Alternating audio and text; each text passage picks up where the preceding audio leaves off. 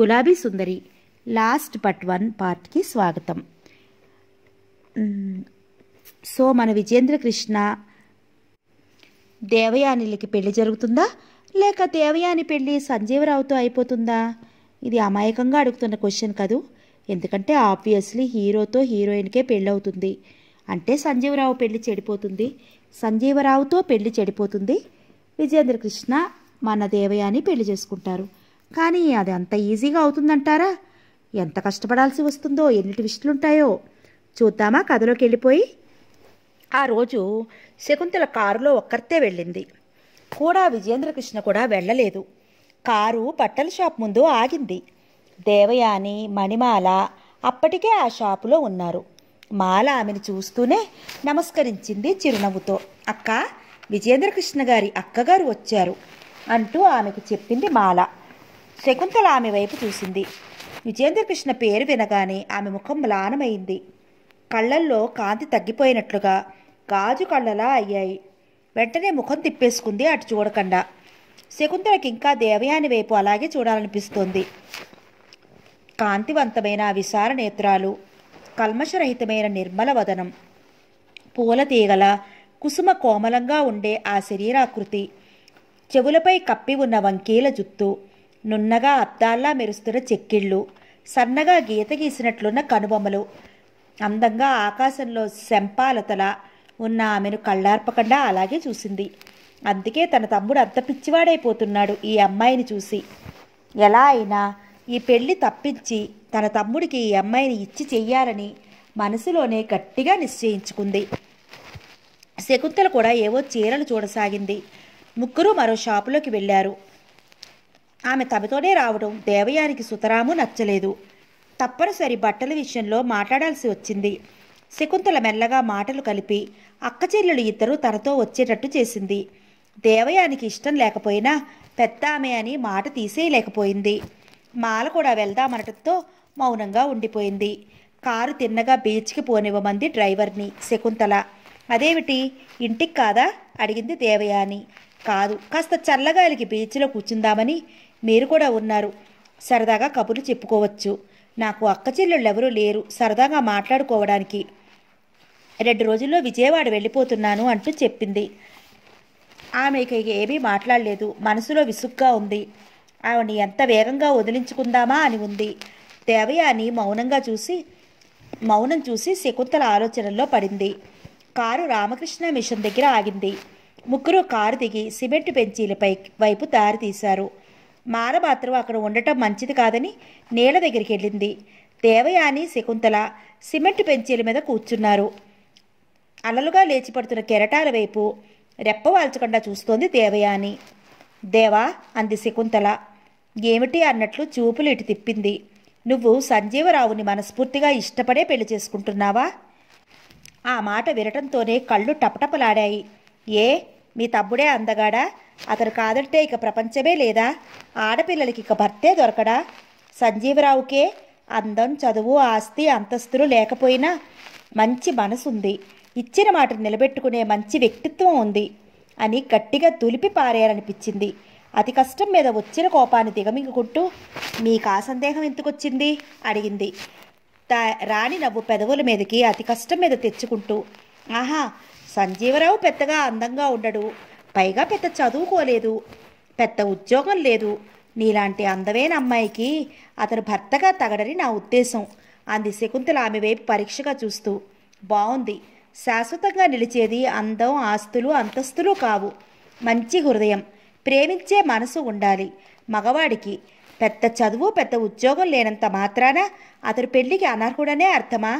ఆయనకి పెద్ద హోదా లేకపోయినా, ధనధాని రాసులు లేకపోయినా భార్యను పోషించుకునే శక్తి ఉంది. మెల్లగానే చెప్పినా ఆ మాటలు చాలా పదునుగా ఉన్నాయి.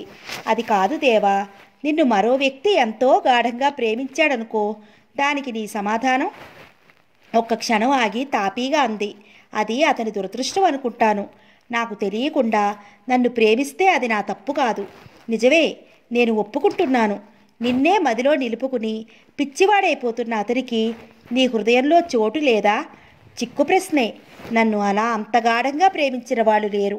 ఉన్నా ఆ మాట ధైర్యంగా నా దగ్గర అనే సాహసం ఎవ్వరికీ లేదు. వాళ్లకు ఆ అవకాశం ఇవ్వను కూడా. అయినా అలాంటి వాళ్ళు ఉంటే కదా మీ ప్రశ్నకి సమాధానం ఇవ్వటం అంది నవ్వుతూ. ఉన్నారు దేవయాని, అటువంటి వ్యక్తి ఉన్నారు. ఉన్నారా? ఎవరు? అడిగింది ఆశ్చర్యంగా. ఎవరో కాదు, మా తమ్ముడు విజేంద్రకృష్ణ. ఆ రోజు సంజీవరావుతో కూడా వచ్చాడు కదా అతను. ఆయన అంది విస్తుపోయినట్లుగా. మరుక్షణంలో ఆమె ముఖం ఎర్రగా కందిపోయింది. రోషావేశాలతో మనసు కుతకుతలాడిపోయింది. అవును, నిన్ను చూసిన దగ్గర నుండి ఒకటే పట్టుపట్టి కూర్చున్నాడు. నువ్వు ఎలా అయినా ఆ పెళ్లి తప్పించుకో అంది ప్రతిమాలుతున్నట్లుగా. ఈ మాట వినడంతోనే దేవయాని కనుబొమలు కోపంతో ముడిపడ్డాయి. వీళ్ళకంతా ఆటగా ఉంది. పెళ్ళి అంటే ఏమిటనుకుంటున్నారు? డబ్బుతో మనుషుల్ని కొనేయాలనుకుంటున్నారా? ఏమిటి వీళ్ళ ఉద్దేశం? సాధ్యమైనంత శాంతం తెచ్చిపెట్టుకుంటూ అంది. ఏమిటి మీరంటున్నది? పెళ్ళి ఇక కొద్ది రోజులే ఉంది. పీటల మీద పెళ్లి తప్పించుకోమంటారా? మా కుటుంబ గౌరవం మంట కలిసిపోదు? పరువు గంగపాలు కాదు? నా నుంచి వాళ్ళు తల ఎత్తుకుని తిరగలరా? పెద్దవారు, అన్నీ తెలిసినవారు. ఇదా మీరు చెప్పేది? చిన్నవాళ్ళు తప్పు చేస్తే సరిదిద్దవలసింది పోయి ఇలా చెప్తారా? కోపం తెచ్చుకోకు, నన్ను అర్థం చేసుకో. మా తమ్ముడుకున్న ఐశ్వర్యం, అంతస్తు అతనికి లేవు. విజేంద్రకృష్ణ భార్యగా నలుగురిలో నీకెంత గౌరవం ఒక్కసారి ఆలోచించుకో. నువ్వు కాదంటే వాడి జీవితం అంధకారం అయిపోతుంది. ఒకసారి అనుకున్నదే కదా. మా తమ్ముడు అప్పుడు నిన్ను చూడక అలా అప్పుడు తప్పిపోయింది. ఇప్పటికైనా మించిపోయింది లేదు. నా మాట విను అంది నచ్చ చెప్తున్న ధోరణిలో. దేవయాని రెండు చేతులతో చెవులు మూసుకుంది వినలేనట్టుగా. చాలు, ఇంకా ఆపండి. సంజీవరావు గారితోనే నా పెళ్లి జరిగి తీరుతుంది. మాట మార్చేది లేదు. ఇక మీ తమ్ముడు గారి సంగతి అంటారా? అది నా తప్పు కాదు అంది లేచి నిలబడుతూ. అది కాదు దేవయాని, సంజీవరావు పెళ్ళి ఆగదు, అయిపోతుంది అంది ఆమె చెయ్యి పట్టి మళ్ళీ కూర్చోపెడుతూ. పెళ్ళైపోతుందా? ఎవరితో? ఆశ్చర్యంగా చూసింది. మీ చెల్లెలు మణిమాలతో. చచా, ఏం మాటలండి? మాలకి సంజీవ్ గారితో పెళ్ళా? ఆయన ఒప్పుకోవద్దు, మా చెల్లి ఒప్పుకోవద్దు అంది కాస్త కోపంగా. నేను మీ చెల్లెలని ఒప్పిస్తాను. అక్కర్లేదు, మమ్మల్ని ఇలా బ్రతకనివ్వండి. పరువే పెన్నిదిగా భావించుకున్న పేదవాళ్ళం. ఆ పరువే పోతే ప్రాణమే నిలబడదు ఈ శరీరంలో. క్షమించి ఇంతటితో ఈ విషయం ఆపేయండి, వస్తాం అంటూ మరో మాటకు అవకాశం ఇవ్వకుండా లేచి నిలబడుతూ చెల్లెల్ని పిలిచింది. కారులో వెళ్దామని శకుంతల ఎంత చెప్పినా వినిపించుకోకుండా చెల్లెడితో బస్సులో వెళ్ళిపోయింది. శకుంతల నిశ్చేష్రాలే అలా నిలబడిపోయింది. మణిమాల ఎంత నెమ్మది అయినదో దేవయానిది అంత కోపిష్టి స్వభావం అని గ్రహించింది. ఇంటికి వచ్చి తమ్ముడితో చెప్పింది. విజేంద్రకృష్ణ తనకిక జన్మలో పెళ్లి కాదని నిశ్చయించుకున్నాడు నిరాశగా. ఇంటికి వచ్చిన దేవయానికి అవే మాటలు చెవుల్లో మారుమోగసాగాయి. తనని విజేంద్రకృష్ణ ప్రేమిస్తున్నాడా? ఆ మాట తలుచుకుంటుంటే కోపం ముంచుకొస్తోంది. మరోవైపు దుఃఖం ముంచుకొస్తోంది. వాడు తన పేదరికాన్ని అలుసుగా భావించి ఆడిస్తున్నారని కోపం. ఈ మాటే అంతకుముందు విని ఉంటే ఎంత ఆనందం కలిగేది. ఇప్పుడు సంజీవరావుతో పెళ్లి జరగబోతోంది. అతను మాట ఎత్తడానికి వీల్లేదు అనుకుంటే దుఃఖం వస్తోంది. మనసు అంతా చికాకుగా అయిపోయింది. ఆలోచించగా రాను రాను ఆమెకు అనిపించసాగింది, ఆ అక్క తమ్ముళ్ళు తమని ఆడించాలని చూస్తున్నారని. వాళ్ళు ఎక్కువేమిటి, తను తక్కువేమిటి? వాళ్ళకి ఆస్తి అంతస్తులు ఉంటే ఉండని, తనకి లేవని వాళ్ళ దగ్గరకు వెళ్ళి చేయి చాపడం లేదుగా. మరెందుకు తమంటే చిన్నచూపు? రోషావేశాలతో కుతకుతలాడిపోయింది. ఆ రాత్రి మంచం మీద బొమ్మలా పడుకుని వెక్కి వెక్కి ఏడవసాగింది. మాల పక్కనే మంచం మీద పడుకుని ఉంది. వెక్కిళ్ళు వినిపిస్తుంటే అనుమానంగా చెవులు రిక్కించింది. సందేహం లేదు, అక్కే. ఎందుకో ఏడుస్తోంది అని లేచి లైట్ వేసి మంచం దగ్గరగా వెళ్ళి అక్కా అంటూ మంచం మీద కూర్చుంది. ఆమె పలకలేదు, వెక్కి వెక్కి ఏడుస్తోంది. అక్కా, ఏమిటి? నాతో చెప్పవా అంటూ ప్రతిమాలసాగింది. ఏం లేదు, నువ్వు పడుకో అంది దుఃఖాన్ని ఆపుకోవడానికి ప్రయత్నిస్తూ. నాతో చెప్పవా? ఏమీ లేదన్నానా? నేను ఒప్పుకోను, చెప్పు. ఏమిటో? ఆ విజేంద్రకృష్ణ గారి అక్క అలా అడిగారనా? ఆమె మాట్లాడలేదు. అక్క, నేనొక మాట చెప్పనా? దేవయాని ఊ అని గాని ఆ అని గాని అనలేదు. నాకేమనిపిస్తోంది అంటే అదృష్టం నిన్ను కోరి నీ కాళ్ళ దగ్గరికి వచ్చింది. నువ్వు కాదనటం నిజంగా తెలివి తక్కువతనం. నువ్వు ఆవిడ మాట విని ఒప్పుకో అంది ప్రతిమాలే ధోరణిలో. మాల సహించలేనట్టు ఒక్క కేక పెట్టింది. ఇక నువ్వు మాట్లాడకుండా పడుకో. వాళ్ళ సంగతి పూర్తిగా నీకు ఏం తెలుసని? వాళ్ళు ఒక మాట మీద నిలబడే మనుషులు కారు. వాళ్ళని మన జీవితంలో నమ్మకూడదు. ఆ అక్క తమ్ముళ్ళు ఇద్దరికీ ఇద్దరే అంది కోపంగా. అది కాదక్కా, నా మాట విను. మాలా, నువ్వు ముందు పడుకుంటావా లేదా? నువ్వు కొద్దిగా ఆలోచిస్తే మంచిదని నాకు అనిపిస్తోంది. మంచి ఏమిటో చెడ్డ ఏమిటో నాకు బాగా తెలుసు. నాకంటే నువ్వు చిన్నదానివి అన్న విషయం గుర్తుంచుకో. వెళ్ళు ఆజ్ఞాపిస్తున్నట్టుగా పలికింది ఆమె కంఠస్వరం. మాల ఇక చేసేదేమీ లేదు అన్నట్టు మంచం వైపు వెళ్ళింది. అక్కకు నచ్చ చెప్పటం బ్రహ్మతరం కూడా కాదని తెలుసు. ఒక్కో విషయంలో దేవయానిది చాలా మూర్ఖపు పట్టు. ఎంత చెప్పినా వినదు. ఆ ఒక్క గుణం తప్పితే తక్కిన అన్ని విషయాల్లో ఆమె చాలా మంచిది అనే చెప్పవచ్చు. మాల గాఢంగా నిట్టూరుస్తూ మంచం మీద పడుకుంది. దేవయాని మనసు అగ్నిగుండంలా అయిపోయింది. ఆ అక్కా తమ్ముళ్ళ మీద కక్ష పేరుకుపోసాగింది. తన పేదరికం చూసి ఆడిస్తున్నారేమో అన్న అనుమానం పీడించసాగింది. ఆ దిగులు ఆమెలో భూతంలా క్షణక్షణానికి పెరగసాగింది. డైనింగ్ టేబుల్ వద్ద శకుంతల, విజేంద్రకృష్ణ కూర్చుని భోజనం చేస్తున్నారు. భోజనం చెయ్యాలని ఇద్దరూ చేస్తున్నారు అంతే. కూర కలుపుకున్నామా, పులుస, మజ్జిగ అని వాళ్ళకి తెలియటం లేదు. ఇద్దరూ పరధ్యానంలోనే ఉన్నారు. మనసు ఏమిటేమిటో ఆలోచనలతో నిండిపోయింది. ఆ అమ్మాయి చాలా మొండిఘటనరా, మాట వినే రకం కాదు. ఎంత నచ్చ చెప్పాలని చూసినా ససేమిరా ఒప్పుకోలేదు. మరీ అంత పొగరా అంటూ మళ్ళీ అంది. అందంగా ఉన్నానని ఆ మిడిసిపాటు. వాళ్ళ నాన్న పైసా కట్నం కూడా ఇచ్చే స్థితిలో లేడు. మళ్ళీ కబుర్లు చెప్తుంది. కోరి అడుగుతున్నామని ఆ పొగరు. ఏమిటో అనుకుంటోంది. ఆ సంజీవరావుని చేసుకుంటే గొర్రెతో ఒక పెత్తడులా జీవితం సాగిస్తుంది. సంసార జంజాటంలో పడిపోయి నిన్ను చేసుకుంటే మహారాణిలా రాజభోగాలు అనుభవిస్తుంది. ఆ అదృష్టం నుదుట భగవంతుడు రాయవద్దు. అతను అక్క మాటలు మౌనంగా వింటున్నాడు. ఏమిట్రా, ఏం చేద్దాం అడిగింది. అతను నవ్వాడు. నేనేం చెప్తాను, నువ్వు చెప్పాలి గాని అన్నట్టుంది ఆ నవ్వు. నువ్వా అమ్మాయిని తప్ప ఎవరిని చేసుకోనంటున్నావు. ఆ అమ్మాయ ససేమిరా మన మాట వినడు పొమ్మంటోంది. ఇప్పుడు ఏం చేద్దాం అంది ఆలోచనలో పడిపోతూ. అతను మాట్లాడలేదు. మౌనంగా భోజనం చేస్తున్నాడు. ఒకటే మార్గం కనిపిస్తోంది. ఇక ఏ ఉపాయం నాకు తట్టడం లేదు. ఏమిటి అన్నట్లు అక్కవైపు చూశాడు. నువ్వు అమ్మాయిని ఒంటరిగా కలుసుకుని ప్రత్యేకంగా మాట్లాడాలి. అది ఒక్కటే మార్గం. అది ఎలా? ఆ అమ్మాయి నాతో మాట్లాడటానికి రావద్దు అన్నట్టు చూశాడు. తమ్ముడి చూపుల్లో భావం అర్థం చేసుకున్న దానిలా చిరునవ్వు నవ్వింది. దేవయాని నీ కళ్ళ ఎదుటే పడే ఏర్పాటు నేను మానతో ఆలోచించి చేస్తాను. ఆమెతో ఒంటరిగా మాట్లాడే అవకాశం నీకు దొరికిన వెంటనే మెల్లగా నచ్చచెపుతూనో ఎలాగో నీ మాటకు ఆ అమ్మాయి అంగీకరించేలా చెయ్యి. ఇక నీ చేతుల్లోనే ఉంది. నీ మాటకి ఎదురు చెప్పదు అంటూ తమ్ముడికి ఆ అమ్మాయితో ఎలా మాట్లాడాలో అన్నీ వివరంగా చెప్పింది. రేపే మాలతో మాట్లాడి దేవయాని నీ ఎదుట పడేటట్టు చూస్తాను అని చెప్పింది. వెంకటేశ్వర స్వామి కోవెలలో దర్శనం చేసుకుని వచ్చి కూర్చున్నారు అక్కా చెల్లెలిద్దరూ ప్రసాదం తింటూ. మాల దేవయానితో కబురు చెప్తున్నా విజేంద్రకృష్ణ ఇంకా రాలేదని ఆలోచిస్తూనే ఉంది. అతను చెప్పిన టైంకే అక్కడికి వచ్చాడు. విజేంద్రకృష్ణను చూస్తూనే మాల చటుకును లేచి నిలబడుతూ చేతులు జోడించి నమస్కరించింది. అతను చిరునవ్వు నవ్వుతూ తల ఊపి పక్కకు చూశాడు. అప్పుడే దేవయాని కూడా అతని వైపు చూసింది. ఆమె అప్రయత్నంగా లేచి నిలబడుతూ భుజాల చుట్టూ ఉన్న చీర చెంగుని మరింత దగ్గరగా లాక్కుంటూ తడబడినట్లు అయ్యింది. క్షణంసేపు ఇద్దరి చూపులు అల్లుకుని మరు క్షణంలో విడిపోయాయి. దేవయాని ముఖంలో శాంతం మాయమై క్రమంగా ఆ స్థానంలో కోపం అలుముకోసాగింది. ఆమె వైపు పరీక్షగా క్షణంసేపు చూసి మాలతో మామూలుగా మాట్లాడేశాడు. వాళ్ళు వస్తున్నట్లు తనకు తెలియనట్టు మాల కూడా అలాగే మాట్లాడింది. దేవయాని మాత్రం మౌనంగా శిలా విగ్రహంలా నిలబడింది. అంతలో మాల ఫ్రెండ్ కనిపిస్తే ఇప్పుడే వస్తానని ఇద్దరికీ చెప్పి తను ఆ ఫ్రెండ్తో వెళ్ళింది. అక్కడ దేవయాని, విజేంద్రకృష్ణ ఇద్దరే ఉన్నారు.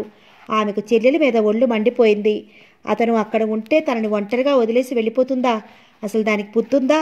చెల్లెల్ని మనసులో తిట్టుకుంటూ అక్కడ అతని ఎదురుగా నిలబడటం ఇష్టం లేక వెనుతిరిగి మరోవైపుకు వెళ్ళబోతుంటే ఒక్క మాట, క్షణం సేపు ఆగండి అతని కంఠస్వరం ప్రతిమాలినట్టే పలికింది. చెయ్యి పట్టి ఆపినట్టే అలా నిలబడిపోయింది. మనసు మాత్రం కుతకుతలాడిపోతోంది. అతనంటే రవ్వంత స్నేహాభిప్రాయం కూడా కలగటం లేదు. మీతో ఒంటరిగా ఒక విషయం గురించి మాట్లాడాలనుకుంటున్నాను. అతని కంఠస్వరం శాంతంగా ఉంది. నేను సంజీవరావు గారి కాబోయే భార్యను. పరాయి పురుషుడితో ఒంటరిగా మాట్లాడవలసిన అవసరం నాకు లేదు అంది.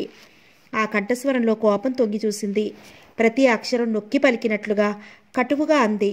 ఆమె నోటి నుండి వెలువడిన ఆ మాటలు వింటుంటే అతనికి చెల్లున కొరడాతో కొట్టినట్టయింది. ఒక్క క్షణం కోపంతో ఊగిపోయాడు. ఆ మాట వింటూనే ఆమె చెయ్యి పట్టి ఒక్క గుంజు గుంజి దగ్గరికి లాక్కుని, ఇప్పుడు చెప్పు, సంజీవరావుకి నువ్వేమవుతావు? మళ్ళీ ఆ మాట అంటావా అంటూ ఆమె చెంపలు రెండు చెల్లును వాయించేయాలన్నంత ఆవేశం ముంచుకొచ్చింది. ఆ కోపం పైకి కనపడకుండా తమాయించుకున్నాడు. సంజీవరావు తనకి ప్రాణ స్నేహితుడే. అతనంటే తనకి ఎలాంటి కోపమూ లేదు. ఆమె అలా మాట్లాడుతుంటే సంజీవరావుని ముక్కలు ముక్కలుగా నరికి పారేయాలనిపిస్తోంది. కాబోయే భార్యవు అంతేగా, ఇంకా నీ మెడలో 3 ముళ్ళు పడలేదుగా. అతని కంఠస్వరంలో రవ్వంత హేళన తొంగి చూసింది. ఆ మాటలు వింటూనే చివ్వున తల తిప్పి అతని వైపు కోపంగా చిర్రున మింగేసేటట్టు చూసింది. ఆహా, కోపగించుకోకండి. ఈ రోజుల్లో పీటల మీద పెళ్లిళ్లే ఆగిపోతున్నాయి. అందుకే అలా అన్నానన్నాడు చిరునవ్వుతో. ఆ నవ్వులో కొంటెతనం, మాటల్లో వెటకారం ఆమెకు గ్రహింపు అయింది. మనసులో కోపాన్ని బలవంతంగా ఆపుకుంటూ, అయితే మీ ఉద్దేశం అడిగింది.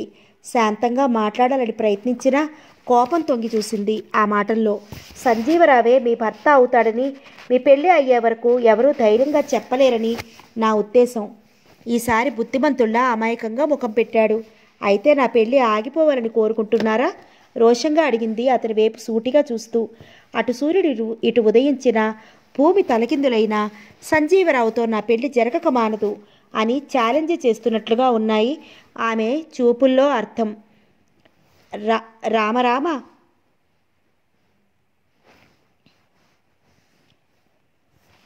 ఎంత మాట! మీ పెళ్లి ఆగిపోదు, మీ పెళ్లి జరిగిపోతుంది.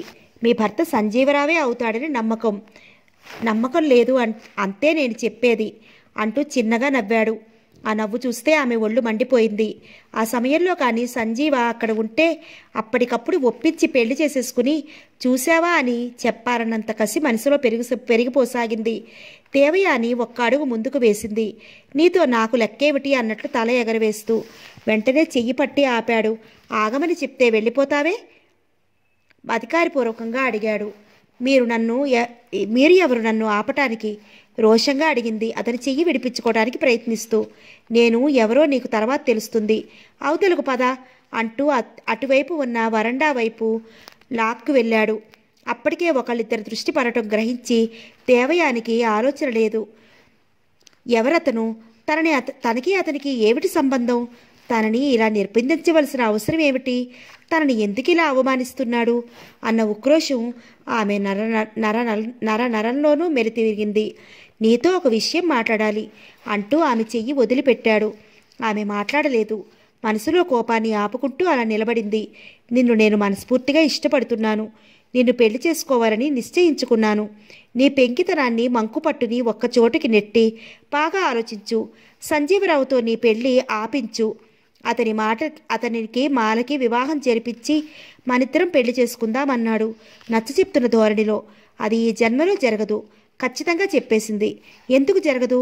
జరిగి తీరుతుంది అన్నాడు అంతకన్నా ఖచ్చితంగా. దేవయాని క్షణం ఆలోచించి నిర్లక్ష్యంగా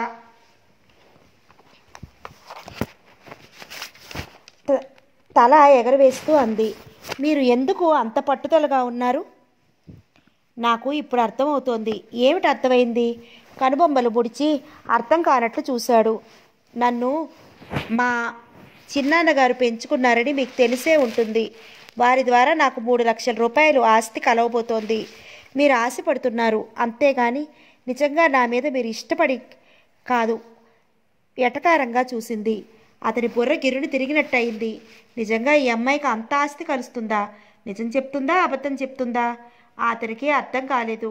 ఆమె కళ్ళల్లోకి సూటిగా చూశాడు.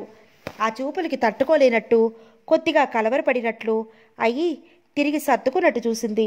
3 లక్షల రూపాయలు నీకు గొప్ప కావచ్చు, కానీ నాకు ఆ 3 లక్షలు 300తో సమానం. విజేంద్రకృష్ణ కోటు జేబుల్లో చేతులు పెట్టుకుంటూ టీవీగా తలెగరేశాడు.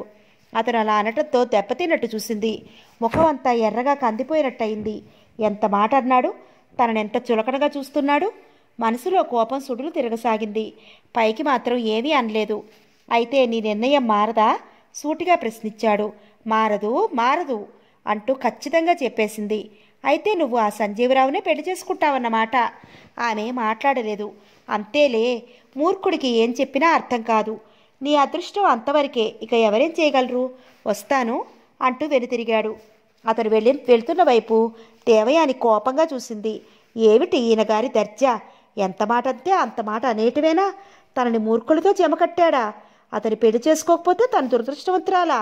కసిగా పళ్ళు నూరుకుంది. అప్రయత్నంగా పిడికిళ్ళు బిగుసుకున్నాయి. అతని చూస్తూ నిలబడిపోయింది. మాల ఫ్రెండ్స్తో మాట్లాడి అక్క వద్దకు వస్తూ అతను వెళ్ళిపోవటం చూసి ఆ మాటే అక్కని అడిగింది. అదేమిటి అతను వెళ్ళిపోతున్నారేమని చెల్లెలి వైపు కళ్ళెర చేసి చూస్తూ అంది. వెళ్ళిపోక మన దగ్గర ఉండిపోతారనుకున్నావా? అయినా ఆయనకి అంత గర్వం ఏమిటి? ఏమిటేమిటో మాట్లాడేస్తూ యువతల వాడిని చులకన చేస్తున్నాడు. ఒళ్ళు మండిపోతోంది ఆయన్ని చూస్తుంటే. మాల మాట్లాడలేదు. శకుంతల గారు తనని కలుసుకుని విజయేంద్రకృష్ణకి మీ అక్కతో మాట్లాడే అవకాశం ఇమ్మని బతిమాలితే ఆలోచించి ఆ రోజు అక్కని వెంట పెట్టుకుని గుడికి వచ్చింది. అతను స్వయంగా అడిగితే అతన్ని పెళ్లి చేసుకోవడానికి అక్క ఇష్టపడుతుంది అని అనుకుంది. అక్క ఎందుకంత కోపంగా ఉంది? అతనంటే అక్కకి నిజంగా ఇష్టం లేదా? అంతకుముందు విజయేంద్రకృష్ణ మాట అంటే సిగ్గుపడి పారిపోయేది. అటువంటిది ఇప్పుడేమిటి ఇలా మారిపోయింది? అతనంటే నిజంగా ఇష్టం లేక అలా అంటోందా, లేక ఇష్టం ఉండే పైకి అలా అంటుందా? మాలకి ఏమీ అర్థం కాలేదు. అక్క మనస్తత్వం ఏమిటో అంతు చిక్కటం లేదు. దేవయాని అతని గురించే ఇంకా రుసరుసలాడుతోంది. అతనికి మర్యాద మంచి తెలియదని, డబ్బు ఉంది అని పొగరని, అంత పొగరు మనిషికి పనికిరాదని, ఇలా డబ్బు ఉన్నవాడిని చాలామందిని చూశానని, ఇంకా ఏంటంటో మూలుగుతోంది. మాల ఏమీ మాట్లాడలేదు. మౌనంగా ఆమెను అనుసరించింది. ఇద్దరు మెట్లు దిగి కిందకు వచ్చారు. 1B బస్సు అప్పుడే వచ్చి ఆగింది. అక్కచెల్లెలిద్దరూ బస్సు ఎక్కారు. దేవయాని మనసంతా చికాకుతో నిండిపోయింది. కోవిలకు వచ్చి భగవంతుని దర్శనం చేసుకున్నాను అన్న మనశ్శాంతి లేకుండా పోయింది. మనసులో కోపం రగులుతోంది. కసి పెరిగిపోతోంది. ఆ రోజు అక్క తమ్ముళ్ళిద్దరూ చిన్న ఘర్షణ పడ్డారు. ఆమె తమ్ముడిని సన్నసన్నగా మందలించింది. ఆ అమ్మాయిని మంచిగా మెల్లిగా ఒప్పించాలి కానీ ఆమె కోపం వచ్చేటట్టు ఏమిటేమిటో అంటావా అంటూ. నన్నేం చేయమంటావక్క? ఆ అమ్మాయి అందరిలాంటి అమ్మాయి కాదు. చాలా పొగరు, మాట వినే రకం కాదు అన్నాడు విసుగ్గా. అందుకని అలా మాట్లాడతావా అంది కసిరినట్టు. మరి ఇక ఎలా మాట్లాడమంటావు? నాలో ఓర్పు నశించిపోయేలా ఆమె మాట్లాడుతుంటే. చాలేరా, కబుర్లు చెప్పావు, నెమ్మదిగా పని అయ్యేట్టు చూస్తావా, ఘర్షణ పడి వస్తావా అంటూ ఆమె కేకలు వేస్తే నన్నేం చేయమంటావు? చెప్తే వినిపించుకోవే అంటూ విజయేంద్రకృష్ణ గట్టిగా కేకలేశాడు. నిజానికి వాళ్ళిద్దరూ ఘర్షణ పట్టం కాదు, అనుకున్న పని అవలేదని బాధ అంతే. శకుంతల ఆలోచనలో పడిపోయింది. అతనికి పని ఉండి ఎక్కడికో వెళ్ళిపోయాడు. సంజీవరావు పెళ్లి దగ్గరికి వచ్చేసింది. అతను స్వయంగా వచ్చి ఇద్దరినీ పిలిచాడు. పెళ్లికి ముందు రోజే వాళ్ళ ఇంటికి వచ్చి ఉండిపోమ్మన్నాడు. విజయేంద్రకృష్ణ మనసులో లేదు. తనదే అనుకున్న దేవయాని పరాయి సొత్తు అయిపోయింది. ఇక తనకి జీవితంలో మిగిలిందేమిటి? అతనికి మనసులో బాధ మెలితిరగసాగింది. శకుంతల మాత్రం అలా ఏమీ లేదు. రోజులాగే మామూలుగా ఉంది. నవ్వుతూనే మాట్లాడుతోంది. అసలు మనసులో ఎలాంటి బెంగ లేనట్టు ఉంది. అది అతనికి మరీ బాధ అనిపించసాగింది. అక్క కూడా ఆ విషయం మర్చిపోయిందని. ఆ రోజు రాత్రికి పెళ్ళికి టైంకి వస్తానని చెప్పి ఆ రోజు ఉదయమే పని ఉందని ఎక్కడికో వెళ్ళిపోయాడు. భోజనానికైనా ఇంటికి రాకుండా విజయేంద్రకృష్ణ. శకుంతల మాత్రం ఆ రోజు ఉదయమే సంజీవరావు వాళ్ళ ఇంటికి వెళ్ళి వాళ్ళతో విడిది ఇంట్లో దిగి అక్కడి నుండి దేవయాని వాళ్ళ ఇంటికి వెళ్ళింది. సంజీవరావుకు ఒక ట్రాన్సిస్టర్, దేవయానికి ఒక టేబుల్ ఫ్యాన్ కొన్నది వాళ్ళకి ఇవ్వటానికి. దేవయానికి శకుంతలను చూస్తుంటే ఒళ్ళు మండిపోతోంది. ఆ విషయం గ్రహించనట్టే దేవయాని దగ్గరే కూర్చుంది. భోజనాల దగ్గర కూడా వదల్లేదు. పెళ్లి కూతుర్ని ముస్తాబు చేయటం కూడా తన వంతే అన్నట్లు దేవయానికి ముస్తాబు చేయసాగింది. తను ఎంత కోపంగా ముభావంగా ఉన్నా ఆమె తనతో ఎంతో ప్రాణంగా మాట్లాడటం దేవయాని మనసు మెత్తబడి ఆమె అంటే కోపం తగ్గి మామూలుగా మాట్లాడసాగింది. కొద్ది గంటల్లో తన పెళ్లి సంజీవరావుతో జరిగిపోతుంది. ఇక ఆమెతో పంతం ఏమిటి అనుకుంది మనసులో. పెళ్లి ముహూర్తం దగ్గర పడుతోంది. పెళ్లి కొడుకు విడిదింటి నుండి పెళ్లికి బయలుదేరి వెళ్తున్నాడు. దేవయాని పెళ్లి ముస్తాబులో తన గదిలో ఒంటరిగా కూర్చుని ఉంది. ఆమె పరధ్యాసగా ఏదో ఆలోచిస్తూ దిగులుగా ఉంది. ఆ గదిలోకి శకుంతల గాబరాగా వచ్చింది. ఆమె దగ్గరగా వెళ్ళి, అమ్మాయి నేను వెళుతున్నాను, పెళ్లి చూడకుండా వెళుతున్నానని ఏమీ అనుకోకు అంటూ చెప్పింది. శకుంతల ముఖంలో గాబరాతో పాటు బాధ, దుఃఖం కూడా తొంగి చూస్తున్నాయి. దేవయాని ఒక్కసారిగా తల ఎత్తి చూసింది. ఏమైంది? ఆమె ఎందుకలా ఉంది అనుకుంది మనసులో. ఏమిటి అలా ఉన్నారు? అడగకుండా ఉండలేకపోయింది. మా తమ్ముడికి యాక్సిడెంట్ అయిందట, నన్ను వెంటనే బయలుదేరి రమ్మని డ్రైవర్ కారు తీసుకొచ్చాడు అంటూ చెప్పింది. గాబరాగా దుఃఖాన్ని బలవంతంగా ఆపుకుంటూ అంటూ చటుకున లేచి నిలబడింది. ఏదో వినకూడని మాట విన్నట్టు, ప్రాణం ఎగిరిపోయినట్టు అయింది ఆమెకు. ఇది కావాలని యాక్సిడెంట్ చేసుకున్నాడు అనిపిస్తోంది. వాడి మనసంతా ఇటే ఉంది. నీకు పెళ్ళైపోతుంది అని కాదు, భరించలేక అలా చేసుకుంటాడు. ఎలా ఉన్నాడో ఏమిటో భగవంతుడా అంటూ ఆమె దుఃఖించసాగింది. నేను వెళతానమ్మా అంటూ వెళ్ళబోతుంటే ఆమె చెయ్యి చటుక్కున పట్టుకుంది. నేను వస్తాను, ఆగండి అని బయలుదేరింది. నువ్వా? పెళ్ళికొడుకు ఊరేగి వచ్చేస్తున్నాడు అంది ఆశ్చర్యంగా. పర్వాలేదు, నేను మళ్ళీ వెంటనే వచ్చేస్తాను. ఎవరికైనా తెలిస్తే సందేహంగా అంది. ఎవరికీ తెలియదు. మనం ఈ తలుపులు వేసేసి పెరటి త్రోవను వెళదామంది. సరే, నీ ఇష్టం, పద, మళ్ళీ నిన్ను వెంటనే పంపించేస్తానులే అంటూ దేవయానిని తీసుకుని పెరటి త్రోవను బయలుదేరి కారులో కూర్చున్నారు. కారు చాలా స్పీడ్గా వెళ్ళసాగింది. కారు విజేంద్రకృష్ణ బంగళా పోర్టికోలో ఆగింది. శకుంతల, దేవయాని ఇద్దరూ కారు దిగి గబగబా లోపలికి వెళ్ళారు. శకుంతల తమ్ముడి గది వైపు వెళ్ళింది. ఆ వెనుక దేవయాని వెళ్ళింది. ఆమె లోపలికి రాగానే శకుంతల గది బయటకు వెళ్ళి పోయి తలుపులు దగ్గరగా చేరవేసి గొళ్ళెం పెట్టి తాళం వేసింది. వెంటనే తలుపులు దబదబా బాదిన శబ్దం అవగసాగింది. శకుంతల నౌకర్లకు చెప్పింది, ఆ గది తలుపులు మాత్రం నేను వచ్చే వరకు తీయవద్దని. మళ్ళీ అదే కారులో పెళ్లి వాళ్ళ ఇంటికి బయలుదేరి వెళ్ళింది. మనసులో ఆమెకొకటే భయంగా అనిపించసాగింది. గదిలో దేవయాని లేదని వెతుక్కుంటున్నారా? పెళ్ళికొడుకు ఊరేగి వచ్చేశాడా ఆలోచిస్తోంది. దేవయాని వెళ్ళి ఇంటి వద్ద నుండి తప్పించుకు తీసుకొచ్చేసింది. ఆ తర్వాత తెలివిగా పని పూర్తి చేయాలి. తనంటే ఎవ్వరికీ ఎలాంటి అనుమానం రాకూడదు ఆలోచిస్తోంది. కారు ఇంటి వెనక వైపు ఆగింది. లగ్నం టైం సమీపిస్తోంది. పురోహితుడు పెళ్లి కుమార్తెను తీసుకురమ్మని చెప్తున్నాడు. శకుంతల మరికొంతమంది కలిసి దేవయాని గదిలోకి వెళ్ళారు. అంతే, వెళ్ళిన వాళ్ళు వెళ్ళినట్టు అలా ఉండిపోయారు. దేవయాని అక్కడ లేదు. అంతా వెతికారు, ఎక్కడా లేదు. పెళ్లి కూతురు కనిపించడం లేదన్న వార్త అంతా పాకిపోయింది. సంజీవరావు ముఖం ఒక్కసారి చిన్నబోయింది. అతనికి అది చాలా పెద్ద అవమానంగా తోచింది. తనంటే ఇష్టం లేక కదా పారిపోయింది అని. కూతురు పారిపోయిందని తెలిసి తండ్రి కుప్పకూలిపోయాడు. తల్లి గుండెలు బాదుకుని ఏడ్చింది. ఇంటి పరువు పోయింది. ఇక ఏ విధంగా తల ఎత్తుకుంటామని. సంజీవరావు తల్లిదండ్రులు మాత్రం చాలా నిష్ఠూరంగా మాట్లాడారు. వాళ్ళు బయలుదేరి వెళ్ళిపోతుంటే శకుంతల వాళ్ళని ఆపింది. సంజీవరావుకి పెళ్లి కాకుండా ఉంటే చాలా ప్రమాదమని ఆలోచించింది. పీటల మీద పెళ్లి ఆగిపోవటం ఏమిటి? చిన్న అమ్మాయి మణిమాల ఉంది. ఆ అమ్మాయిని పెళ్లి చేసుకోమని సంజీవరావుతో అంది. పెళ్లి పందిరి అంతా గొడవగోలగా తయారైంది. పెళ్లికి వచ్చిన పెద్దలు అంతా శకుంతల మాటే బలపరిచారు. సంజీవరావు అతని తల్లిదండ్రులు మొదట ఇష్టపడలేదు. చివరికి ఎలా అయితేనే అతి కష్టం మీద, అందరి మాట మీద, ముఖ్యంగా శకుంతల మాట మీద ఒప్పుకున్నారు. అదే ముహూర్తానికి సంజీవరావుకి మణిమాలకి వివాహం జరిగిపోయింది. శకుంతల వాళ్ళిద్దరి పెళ్లి దగ్గరుండి జరిపించింది. పెళ్లి తంతు పూర్తయ్యాక ఆమె ఇంటికి బయలుదేరింది. దేవయాని అసలే మొండి. పెళ్లి తప్పించి తీసుకొచ్చేశాం అన్న కోపంతో పంతానికి సంజీవరావు ఇంటికి వెళ్ళి అతన్ని ఒప్పించి పెళ్లి చేసుకుంటుంది. అందుకే అతని పెళ్లి మణిమాలతో జరిపించి మరీ వచ్చింది. ఇంటి దగ్గర అమ్మాయి ఏం చేస్తుందో ఆలోచించసాగింది. శకుంతల ఇంటికి వెళ్ళగానే గబగబా గదిగుమ్మం దగ్గరికి వెళ్ళి తాళం తీసి తలుపులు తెరుచుకుని లోపలికి వెళ్ళింది. ఆ గది అంతా నిశ్శబ్దంగా ఎలాగో ఉంది. మనిషి ఉన్న అలికిడి లేదు. ఆ అమ్మాయి ఇక్కడి నుంచి తప్పించుకుని పారిపోలేదు కదా అని అనుమానంగా గది అంతా కలిగి చూసింది. గదిలో ఒక మూల క్రింద నేల మీద కూర్చుని గోడకి చేరగిలపడి దిగులుగా ఉంది దేవయాని. శకుంతల ఆ గదిలోకి రాగానే చివ్వునట్టు చూసింది. కళ్ళు ఎర్రగా జ్యోతుల్లా ఉన్నాయి. కోపంతో, దుఃఖంతో, అవమానంతో ఆమె ఊగిపోయింది. దేవయాని అంటూ దగ్గరగా వచ్చింది. ఆమె ఒక్క ఉదుటున లేచి నిలబడింది. ఏమిటి ఈ మోసం? సూటిగా ప్రశ్నించింది. మోసమా? దీనిలో మోసమేముంది? నవ్వుతూ ప్రశ్నించింది. మీ తమ్ముడికి యాక్సిడెంట్ అయింది అని చెప్పారు. ఆ మాట అబద్ధం అవునా కాదా అన్నట్టు కోపంతో ఎరుపెక్కిన కళ్ళతో ఎర్రగా చూసింది. యాక్సిడెంట్ అయిందని చెప్పిన మాట అబద్ధమే.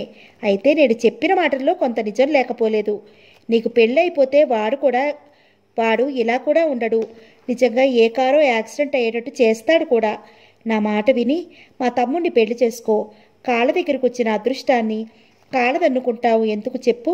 నీ చెల్లెలి పెళ్లి సంజీవరావుతో జరిగిపోయింది అంటూ ఆమెకు నచ్చచెప్పి ఒప్పించడానికి ప్రయత్నించసాగింది. ఏమిటి, మాల పెళ్ళి అయిపోయిందా?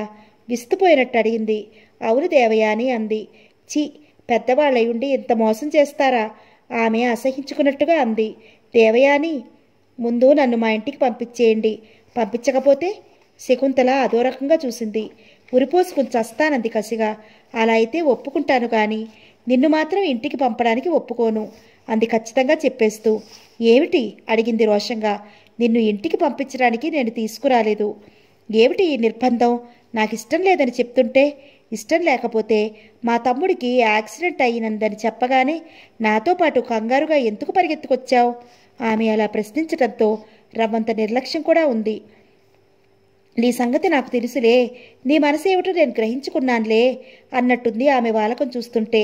ఆమె చూపులు నిర్లక్ష్యంగా చూస్తుంటే దేవయానికి అరికాలి మంట నెత్తికెక్కిపోతోంది. శకుంతల మాట వింటూనే ఎర్రబడిన ముఖాన్ని పక్కకు తిప్పుకుంది. దేవయాని, ఇంకా ఎందుకు నీ మనసు నా దగ్గర దాచడానికి ప్రయత్నిస్తావు? ఈ పెళ్లికి ఒప్పేసుకో.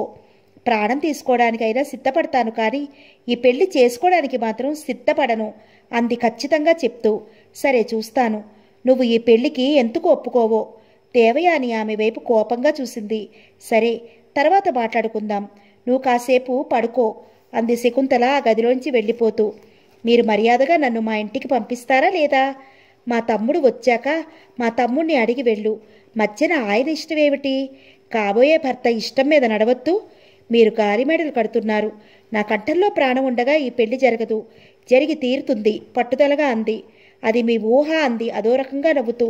ఊహ కాదు, నిజమని నిరూపిస్తాను అంటూ మరో మాటకు అవకాశం ఇవ్వకుండా గది తలుపులు దగ్గరికి చేరేసి తాళం పెట్టి వెళ్ళిపోయింది. శకుంతల ఏ పనైనా తలుచుకోవాలే కానీ ఆ పని అయ్యే వరకు నిద్రపోదు. పట్టుపట్టి సాధిస్తుంది. తమ్ముడికి ఎలా అయినా ఆ అమ్మాయితో పెళ్లి జరిపించాలని ఆమె పట్టుదల. విజేంద్రకృష్ణ ఆ రాత్రి ఇంటికి రాలేదు.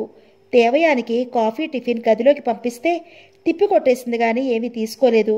రాత్రి నుండి ఏమీ తీసుకోకుండా అలా ఉంది. శకుంతల అందుకు కరిగిపోలేదు. ఎన్నాళ్ళు ఉంటుంది? ఆకలి వేస్తే ఆ అమ్మాయే తింటుందని ఊరుకుంది. ఆ రోజు ఉదయం 10 గంటలకు అతను వచ్చాడు. అతనికి ఆ విషయాలేమీ తెలియవు. దేవయానికి పెళ్లి సంజీవలతో జరిగిపోయిందనే అనుకుంటున్నాడు.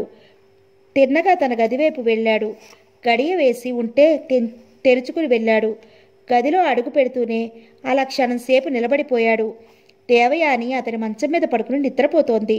పెళ్లి పట్టు చీరతో ఉంది. స్నానం చేసి తలదూకున్నట్లుంది. వస్తువులన్నీ టేబుల్ మీద పేర్చేసి ఉన్నాయి. ఎంతసేపటి నుండో ఏడ్చి ఏడ్చి పడుకున్నట్టుగా ఉంది. పుట్టెడు దుఃఖంలో మనిషి అలసిపోయినట్టుగా ఎక్కడా మెలకువ లేకుండా ఉంది. రెప్పవాల్చకుండా అలాగే చూశాడు. ఇది కళా నిజమా? ఆమెకు పెళ్లి అయిపోలేదా? ఇక్కడికి ఎలా వచ్చింది? ఆమెకు ఆ పెళ్లి ఇష్టం లేక తప్పించుకుని పారిపోయి వచ్చిందా? ఆ ఆలోచన రాగానే అతని హృదయం అంతా సంతోషంతో నిండిపోయింది. దేవయాని తన వద్దకు పరిగెత్తుకుని వచ్చింది. ఈ విషయం అక్కకి తెలుసుండి తనకెందుకు చెప్పలేదు? విజేంద్రకృష్ణకి మనసంతా ఆనందంతో నిండిపోగా ఒక్కో అడుగు వేస్తూ మంచం సమీపించాడు. ఆమె వదనం దుఃఖపట్టం వలన ఎర్రగా కందిపోయి ఉంది. కనురెప్పలు పొంగి ఉన్నాయి. అప్రయత్నంగా అతని చెయ్యి ఆమె తలపై పడింది. మనసంతా జాలితో నిండిపోగా మంచం మీద ఆని అన్నట్టుగా కూర్చుని కొద్దిగా ముందుకు వంగి చెంపలు మెల్లగా నిమిరి బుగ్గలపై జుత్తుని చేతివేళ్లతో సరిచేస్తూ దేవా మృదువుగా పిలిచాడు. ఏదో కళ అనుకుంటున్న ఆమె ఒక్కసారిగా త్రుళ్ళిపడి నట్టయి కళ్ళు తెరిచి చూసింది. తన మంచంపై విజేంద్రకృష్ణ కూర్చుని ఉన్నాడు. ఒక క్షణం బెదిరినట్టయింది. అతను నవ్వాడు. ఆ నవ్వు 1000 పున్నమిల కాంతిని వెదజల్లింది. కన్నెపిల్లల హృదయాల్లో కలకాలం నిలిచిపోయే నవ్వు అది. మీరా అంటూ చటుక్కున లేవపోయింది. అతను ఆమెను లేవనియ్యలేదు. భుజాల చుట్టూ చెయ్యి వేసి గుడ్డల మీదకి లాక్కున్నాడు. దేవయాని శరీరంలోని శక్తి అంతా ఎవరో లాక్కున్నట్లు అతని చేతిలో మైనపు బొమ్మలా అయింది. విశాలంగా ఉన్న అతని ఛాతీని, బలిష్టంగా బలంగా ఉన్న అతని చేతుల వైపు చూస్తూ ఆ చేతుల్లో ఒరిగిపోయింది. దేవా అంటూ ఆమె చెంపలని జుత్తుని సవరిస్తూ, నాకు తెలుసు నీకు ఆ పెళ్లి ఇష్టం లేదని. మీ పెద్దవాళ్ల మాట మీద ఒప్పుకున్నావు. అయినా నీ మనసుకి సరిపెట్టుకోలేక సంఘర్షణలో పడి నా వద్దకు పరిగెత్తుకొచ్చావు. ఆ సంజీవరావుని పెళ్లి చేసుకుంటే ఏముంది, నా భార్యవైతే నీకు ఈ ఊరంతా నీరాజనాలు పడుతుంది అంటూ ఆమెను బలంగా గుండెలు కదుముకుని పాపిటి చుంబిచ్చి చూపుడు వేలుతో ఆమె చుపుకం పట్టి పైకెత్తి ఆమె కళ్ళల్లోకి క్షణంసేపు అలాగే చూసి ముద్దుగా ఎర్రగా కెంపుల్లా మెరుస్తున్న ఆమె పెదవులపైని తన పెదవులతో గట్టిగా ఒత్తాడు. అంతే. మరుక్షణంలో అతని చెంప చెల్లుమంది. అనుకోని సంఘటనకు అతను ఒక్కసారి అదిరిపడినట్లయ్యాడు. ఆమె వైపు అలా చూశాడు. ఆమెకి ఏం చేయాలో, ఇప్పుడు ఎక్కడికి వెళ్లాలో ఏమీ తోచక బుర్ర పనిచేయక అలా ఉండిపోయింది. అతను ఆమెను 2 చేతులతో పొదివి పట్టుకుని గుండెలకి హత్తుకుంటుంటే క్షణంసేపు దిమ్మెరిపోయినట్లయింది. తన పెళ్లి విషయం సంజీవరావు గురించి అతను మాట్లాడగానే ఒక్కసారిగా ఒంటి మీదకి స్పృహ వచ్చినట్లయింది. కోపంతో మనసు కుతుకుతలాడిపోయింది. ఇది అక్కా తమ్ముళ్ళు కలిసి ఆడిన నాటకం. తన కుటుంబాన్ని నవ్వులపాలు చేశారు. పైగా ఇతను చెప్పటం ఈ ఊరంతా తనకి నీరాజనాలు పడుతుందట. కసిగా పళ్ళు నూరుకుంది. ఇతనికి ఎంత ధైర్యం! తనని దగ్గరికి లాక్కుని ఆటబొమ్మని చేసి ఆడిస్తాడా? ఆపుకోలేని ఆవేశంతో అతని చెంప చెల్లుమనిపించింది. అతని చేతులు ఆమెను వదిలేశాయి. దేవయాని ఒక్క విదులింపుతో అతని దూరంగా నెట్టేసి చటుక్కున లేచి నిలబడి అతని వైపు కోపంగా చూడసాగింది. ఇంతవరకు బాగానే ఉంది, ఇంతలోనే ఏమైంది? దేవా! అతను లేచి నిలబడ్డాడు. మీరు నన్ను అలా పిలవద్దు, ఖచ్చితంగా చెప్పేసింది. ఇంకెలా పిలవాలి? ఓ అమ్మాయి అని పిలవనా? అతను నవ్వబోయి ముఖం గంభీరంగా పెట్టాడు. ఆమె ముఖం తిప్పుకుంది. దేవా! మృదువుగా పిలిచాడు. ముందు నేను అడిగిన దానికి సమాధానం చెప్పండి.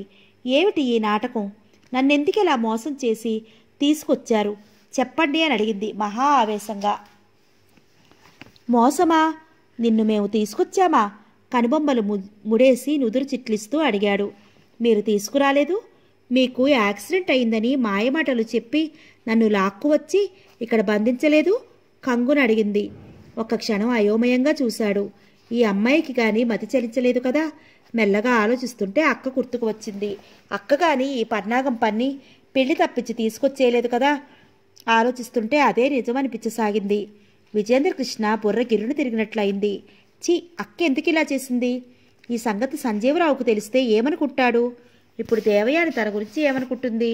ఈ నాటకంలో తనకి భాగం ఉందని అనుకుంటుందా? అతను గిరుక్కుని వెనుతిరిగాడు.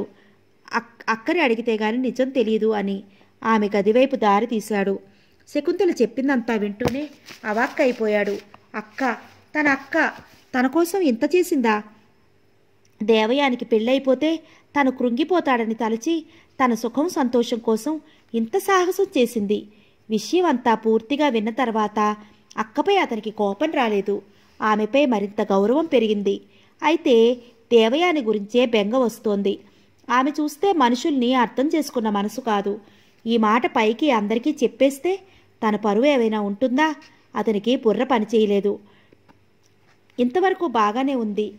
ఆ అమ్మాయి పెళ్లి తప్పిపోయింది. తరువాత జరగబోయేదేమిటి? దేవయాని తనను పెళ్లి చేసుకోవడానికి ఇష్టపడుతుందా? ఆ మాటే అక్కతో అన్నాడు. ఇష్టపడకేం చేస్తుంది? ఎన్నాళ్ళు అలా కూర్చుంటుంది? పెళ్లికి అన్నదాకా ఇంట్లోంచి బయటికి వెళ్ళనిస్తానేమిటి అంటూ నవ్వింది.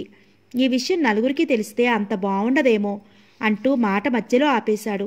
నలుగురికి ఎలా తెలుస్తుంది? మనం చెప్తేనే తెలుస్తుంది. నలుగురు నవ్వుకునేదాకా తెస్తామేమిటి? ఈలోగా ఆ అమ్మాయి చేత అనిపించి పెళ్లికి ముహూర్తం పెట్టిచ్చేయను. అది నువ్వు అనుకున్నంత సులభం కాదేమో. ఎందుకలా అంటున్నావు అన్నట్టు తమ్ముడి వైపు చూసింది. ఆ అమ్మాయిది చాలా మొండి స్వభావం. ఆ మాటలకి నవ్వి చూస్తూ ఉండు. ఎలాంటి మొండి వాళ్ళైనా సమయం వస్తే దారికి వచ్చేస్తారు. ఆ అమ్మాయిని నేను దారికి తెస్తానుగా అంది. అతను ఇంకా ఏం మాట్లాడలేదు. మౌనంగా ఉండిపోయాడు. అయితే దేవయాని వాళ్ళు అనుకున్నంత సులభంగా లొంగే రకం కాదని వాళ్ళకి ఆ రోజు రాత్రే గ్రహించుకున్నారు. దేవయాని పచ్చి బంచినీళ్ళు కూడా గొంతుకులో పోసుకోకుండా అలా ఉంది. శకుంతల, విజేంద్రకృష్ణ ఎవరు చెప్పినా వినలేదు. ఇంటికి పంపించేస్తారా లేదా అని పట్టుపట్టు కూర్చుంది. శకుంతల ఎంతగానో చెప్పి చూసింది. పీటల మీద పెళ్లి తప్పించుకుని పారిపోయి వచ్చేశావు. నువ్వు ఆ ఇంటికి వెళ్ళినా మీ అమ్మా నాన్న ఆ ఇంటికి ముందు తొక్కనిస్తారనుకున్నావా అంది.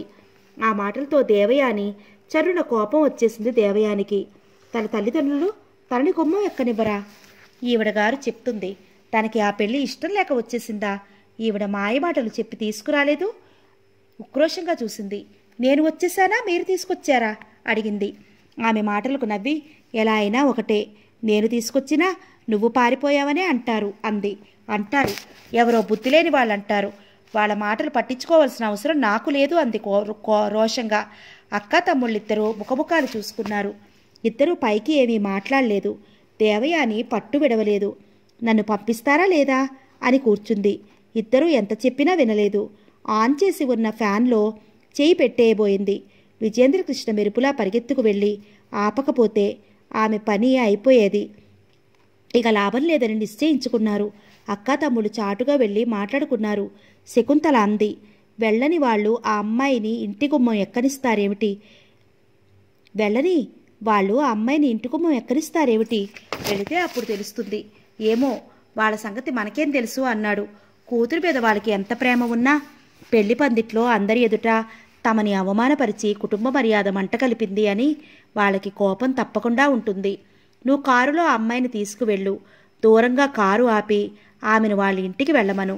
గంటైనా రాకపోతే వాళ్ళు ఏమీ అనలేదు అని తిరిగి వచ్చేయి. లేదా వాళ్ళు పొమ్మంటే గత్యంతరం లేక గంటలోపే నీ వద్దకు వస్తుంది. తల ఊపాడు నిజమే అన్నట్లు. ఆ రోజు ఉదయం దేవయాని త్వరగా లేచిపోయి స్నానం చేసి బట్టలు మార్చుకోకుండా ఆ బట్టలతోనే ఉండిపోయింది. ముఖానికి బొట్టు కూడా పెట్టుకోలేదు. వస్తువులన్నీ మూట కట్టి చేత్తో పట్టుకుంది. అతను ఎప్పుడు తీసుకెళ్తాడా అని ఎదురు చూస్తూ కూర్చుంది. విజేంద్రకృష్ణ స్నానం చేసి బట్టలు మార్చుకుని తాపీగా తయారయ్యి కాఫీ టిఫిన్ తీసుకుని కాసేపు పేపర్ చూస్తూ హాల్లో కూర్చున్నాడు. దేవయానికి అతని ఆలస్యం చూస్తుంటే ఒళ్ళు మండిపోతోంది. కావాలని ఆలస్యం చేస్తున్నట్లు తోచింది. ఈయన గారికి అసలు తనని ఇంటికి పంపేయటం ఇష్టం లేదు. ఏదో ఒక వంకతో తనని ఆపారని చూస్తున్నట్టు గ్రహించి తిన్నగా వెళ్ళి హాల్లో నిలబడింది. పేపర్ చదువుతున్న వాడల్లా తల ఎత్తి అటు చూశాడు. ఒక్క క్షణం ఇద్దరి కళ్ళు కలుసుకున్నాయి. అతని కళ్ళల్లో ఎలాంటి భావం లేకుండా మామూలుగా భారమంతా భగవంతుడికే వదిలేసినట్టుగా ఉన్నాయి ఆ చూపులు. ఆమె కళ్ళల్లో నా పంతం ఎందుకు చెల్లదు? నేను మీకు అంత చులకడగా కనిపిస్తున్నానా? జాగ్రత్త, నేను తలుచుకున్నాను అంటే ఈ భూప్రపంచాన్నే నేలమట్టం చేసేస్తాను అన్నట్టు కోపంగా కొరకరలాడుతున్నాయి ఆమె చూపులు. విజేంద్రకృష్ణ చదువుతున్న పేపర్ మడిచి టీపాయ్ మీద పడేసి లేచి నిలబడ్డాడు. పద అంటూ. శకుంతల అటుగా వచ్చి వెళుతున్న తమ్ముడి వైపు, దేవయాని వైపు చూస్తూ త్వరగా వచ్చేయండి ఇద్దరూ అంది. ఆ మాట వింటూనే ఆమె తిరిగి చూస్తూ కోపంగా అంది, నేను తిరిగి రావటం లేదు, వెళ్ళిపోతున్నాను. సర్లే, మీ అమ్మ నాన్న నిన్ను ఆ గుమ్మం ఎక్కనిచ్చినప్పుడు మాట అంది నిర్లక్ష్యంగా. చూస్తారుగా రోషంగా అంటూ విసురుగా వెళ్ళిపోయింది. ఆమె కారులో కూర్చున్న తర్వాత విజేంద్రకృష్ణ కారులో కూర్చుని కారు స్టార్ట్ చేశాడు. విజేంద్రకృష్ణ కారులో కూర్చుని స్టీరింగ్పై చేతులు ఆంచుకుని ఎటో చూస్తూ ఆలోచిస్తున్నాడు. దేవయాని వెళ్ళింది. వాళ్ళ అమ్మ నాన్న ఏమంటున్నారో? కూతురిని ఇంటికి రాణిస్తున్నారా, లేక ఇంటి గుమ్మం వద్ద ఎక్కవద్దని కేకలు వేస్తున్నారా? దేవయాని ఏమంటుంది? ఏడుస్తూ తల్లిదండ్రుల్ని ప్రతిమాలుకుంటుందా? తన తప్పు ఏమీ లేదని చెప్తుందా? వాళ్ళు నమ్ముతున్నారా లేదా? ఆ ఇంటి జంక్షన్ వద్ద కారు ఆపాడు. ఆమెతో వాళ్ళ ఇంటికి వెళ్ళాలి అంటే మనసు ఒప్పలేదు. ఆలోచిస్తూ మాటమాటికి చేతివాచి వైపు చూసుకుంటున్నాడు. 5 నిమిషాలయ్యిందంతే. 10 నిమిషాలయ్యింది. 15 నిమిషాలవుతోంది ఆమె వెళ్ళి. విజేంద్రకృష్ణ బరువుగా నెట్టొచ్చాడు. ఎవరి పిల్లని ఎవరు వదులుకుంటారు? అంతా తన పిచ్చి. దేవయానికి ఎందుకో తనంటే అయిష్టం ఏర్పడింది. బహుశా ఆ అమ్మాయిని తను అప్పుడు చేసుకోను అన్నందుకు కాబోలు. తను ఆమెను చూడకముందు అలా అన్నాడు. చూశాక ఇష్టపడ్డాడు కదా, ఇంకా దేనికి పంతం? ఆలోచిస్తున్నాడు. దేవయాని తిన్నగా నడుచుకు వస్తోంది. మాటమాటికి కళ్ళు తుడుచుకుంటోంది. ఆమె వస్తుంటే అందరూ చోద్యంగా చూడసాగారు. పెళ్లి ఇష్టం లేక లగ్నం టైంకి పారిపోయి మళ్ళీ ఈరోజు వచ్చింది, మళ్ళీ వెళ్ళిపోతోంది అన్నట్టు చూస్తున్నారు. దేవయాని అవేమీ గమనించకుండా తిన్నగా నడిచి వస్తోంది. ఆమె వచ్చేస్తుంటే అతనికి ఒక విధంగా చాలా ఆనందం అనిపించింది, ఒక విధంగా బాధ అనిపించింది కూడా. తనమూరాన కదూ ఆమెకు ఆ ఇంట్లో స్థానం లేకుండా పోయింది. తన నుంచి కదా ఆమె దుఃఖపడుతోంది అని జాలిపడ్డాడు. తిన్నగా కారు దగ్గరికి వచ్చి తడితో మెరుస్తున్న కళ్ళతో కోపంగా చూస్తూ, ఇప్పుడు మీ మనసు చల్లబడిందా అడిగింది రోషంగా. దేవా అన్నాడు. చివుక్కుమన్నట్లు అయింది అతని మనసు. ఆ మాటే ఆమె ఇంటి దగ్గర అని ఉంటే చప్పున ఆమె చెయ్యి పట్టి గుండెల మీదకి లాక్కుని, నువ్వంటే నాకెంత ఇష్టమో నీకు తెలియదు. నా గుండెలకి నీ చెవి ఆంచి విను. గుండె టకటకా కొట్టుకోవడానికి బదులు దేవా దేవా అని అంటుంది అని చెప్పాలనిపించింది. మౌనంగా ఆమె వైపు చూస్తూ అలా ఉండిపోయాడు. నేను మీ ఇంటికి వస్తానని అనుకుంటున్నారేమో, అది కలలో మాట. మీ దారి వేరు, నా దారి వేరు అంది కళ్ళనీళ్లు తిరిగిపోతుంటే కళ్ళు తుడుచుకుంటూ. ఇంటికి రాక ఎక్కడికి వెళతావు? ఎక్కడికో ఒక చోటికి. మీకు చెప్పాలా? కోపంగా అడిగింది. ముందు కారు ఎక్కు, అందరూ ఇటే చూస్తున్నారు అన్నాడు కారు డోర్ తెరుస్తూ. నేను మీతో రావటం లేదు అంది మొండిగా. వాదన తరువాత ఇంటికి వెళ్ళి తీరిగ్గా వాదించుకుందాం, ముందు కారెక్కు అంటూ తొందర చేశాడు. ఆమె రాను అంటూ మొండికేసింది. ఇక లాభం లేదన్నట్లు అతను కారు దిగి అటు తిరిగి వెళ్ళి ఆమె చెయ్యి పట్టుకున్నాడు. ఎక్కడికి వెళతావు? ముందు ఇంటికి రా అంటూ ఆమె గింజుకుంటున్న చెయ్యి వదలకుండా కారు డోరు తెరిచి కారులోకి బలవంతంగా తోశాడు. అతను తోసిన తోపుకి సీటు మీదకి ఒదిగిపోయినట్లయింది. కారు డోరు మూసి అటు తిరిగి వచ్చాడు. దేవయాని కోపంగా కారు డోరు తెరుచుకుని దిగిపోవడానికి ప్రయత్నించింది. కారు డోరు త్వరగా రాలేదు. ఈలోగా విజయేంద్రకృష్ణ అటు తిరిగి వచ్చి కారులో కూర్చుని కారు స్టార్ట్ చేశాడు. కారు స్పీడ్గా వెళ్లసాగింది. వెడుతున్న కారులో నుండైనా దూకటానికి సిద్ధంగా ఉంది ఆమె. కారు డోరు త్వరగా రావటం లేదు. విజయేంద్రకృష్ణ అది గమనించి ఎడమ చెయ్యి చాపి ఆమె భుజాల చుట్టూ చేతి వేసి దగ్గరికి లాక్కున్నాడు. దేవయాని రెండు చేతులు ఉపయోగించి మనిషి గింజుకుంటున్నా అతని బలం ముందు ఆమె ఓడిపోసాగింది. నేను మీతో ఇంటికి రాను, నన్ను వదలండి అంటూ గింజుకోసాగింది. అతను ఆమెకు సమాధానం ఇవ్వకుండా మౌనంగా కారు పోనివ్వసాగాడు. కారు తిన్నగా బంగళా పోర్టికోలో ఆగింది. ఆమె వైపు చూసి కారు దిగి లోపలికి పద ఆజ్ఞాపించినట్టే పలికింది అతని కంఠస్వరం. దేవయాని ఏమనుకుందో ఏమో మౌనంగా కారు దిగి లోపలికి నడిచింది. ఆ రోజు రాత్రి శకుంతల విజయేంద్రకృష్ణ చాలాసేపు మాట్లాడుకున్నారు. శకుంతల గుంటూరు ప్రయాణం అవసాగింది. రేపు నేను మళ్ళీ ఒక వారం 10 రోజుల్లో వస్తాను. నేను ఉంటే ఆ అమ్మాయి మరి కాస్త మొండికేయచ్చు. మీరిద్దరూ అయితే ఈ ఇంట్లో ఉంటే మీ ఇద్దరి మధ్య చనువు పెరిగి ఒకరిని ఒకరు అర్థం చేసుకుని పెళ్లి చేసుకోవడానికి సిద్ధపడవచ్చు. అందుకే నేను ఊరు వెడుతున్నాను. నువ్వు మాత్రం ఆ అమ్మాయిని ఎలా అయినా మంచి మాటలతో దారికి తెచ్చి నీ వైపుకు తెప్పుకో. అమ్మాయి చాలా మొండి, పారిపోవడానికి ప్రయత్నిస్తుంది. నువ్వు ఇంటి వద్ద లేనప్పుడు జాగ్రత్తగా ఆమెను గదిలో పెట్టి తాళం వేసి అప్పుడు నువ్వు ఎక్కడికైనా వెళ్ళు అంటూ ఇంకా చాలా చాలా చెప్పింది. ఎక్కడికైనా వెళ్ళాలి అంటే నువ్వు వెంట పెట్టుకుని వెళ్ళు అంటూ చెప్పింది. విజయేంద్రకృష్ణ అక్క మాటలకన్నిటికీ తల ఊపాడు. ఆ రోజు శకుంతల వెళ్ళిపోతూ దేవయానికి మరోసారి నచ్చ చెప్పాలని ప్రయత్నించింది. దేవయాని ససేమిరా వినలేదు. సరే నువ్వే మారతావు అని మనసులో అనుకుని ఆమె వెళ్ళిపోయింది. విజయేంద్రకృష్ణ స్టేషన్కి వెళ్ళి అక్కను దిగబెట్టి వచ్చాడు. బయటికి వస్తూనే అతని మనసు అంతా భారంగా ఎలాగో అనిపించసాగింది.